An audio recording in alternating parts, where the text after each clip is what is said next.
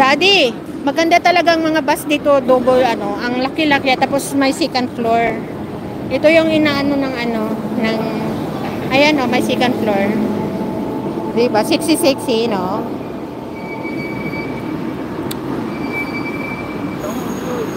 Baka naman kung kilala dyan for you, iba naman yung kay host. Hala, para sa kanya sa akin. Babae na. Okay.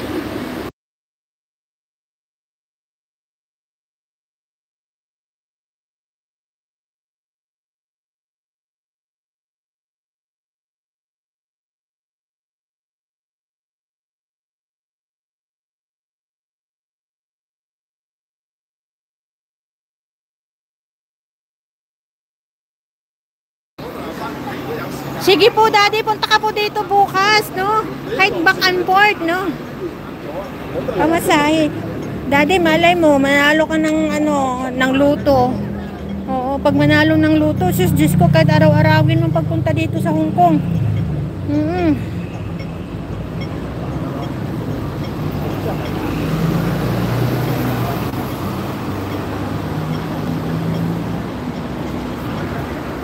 Ano bang meaning nun?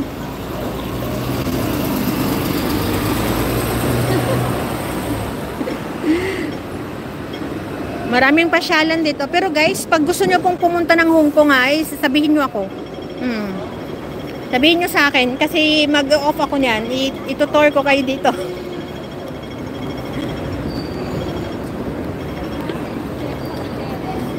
Tama ka.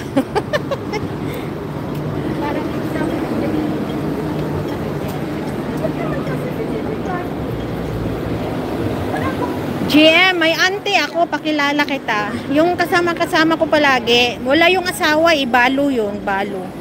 Pero GM, nakakatakot yung auntie ko kasi apat na kasi yung ano, una niyang asawa, namatay po. Pangalawa niyang asawa, namatay din, seaman. Pangatlo niyang ano, kapitbahay nila, namatay. Tapos may Amerikano po siya, namatay din po. Nakakatakot GM, huwag na lang kaya yung auntie ko. Kasi may nunal po yung auntie ko sa ano dito ba luhaan. Kaya lahat po ng kanyang mga lalaki is na ano nakik, namatay po.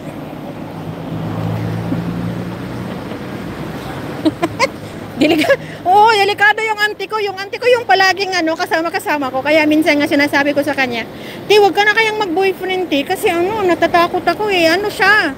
Kalasan ba ng lalaki? Anong tawag nung, ano ba yung, ano sa Tagalog yung kalasan, Daddy?" Ay, ang cute, oh. Yun bang ano ang lalaki sa kanya?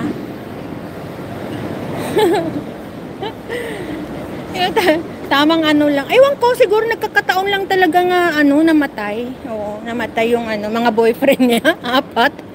Ay. Yung auntie ko ay 57 years old. May sumpa. Ay, ganon? Ay, may sumpa pa ganyan. Hala, nakatakot nyo. May sumpa pala yun.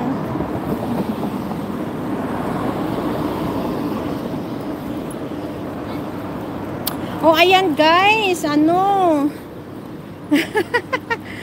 Boss GM, tirahin mo na. Patira mo na agad kay GM yun. Sige, tirahin mo na, Boss GM.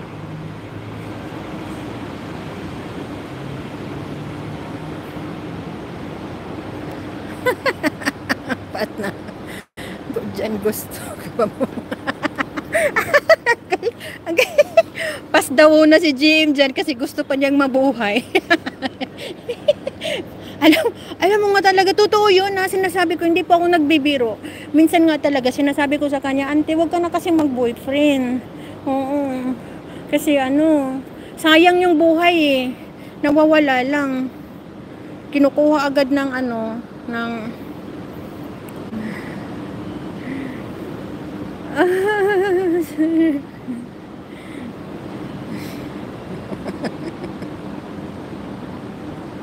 mag-chance. Talaga kayo ha. Niluloko.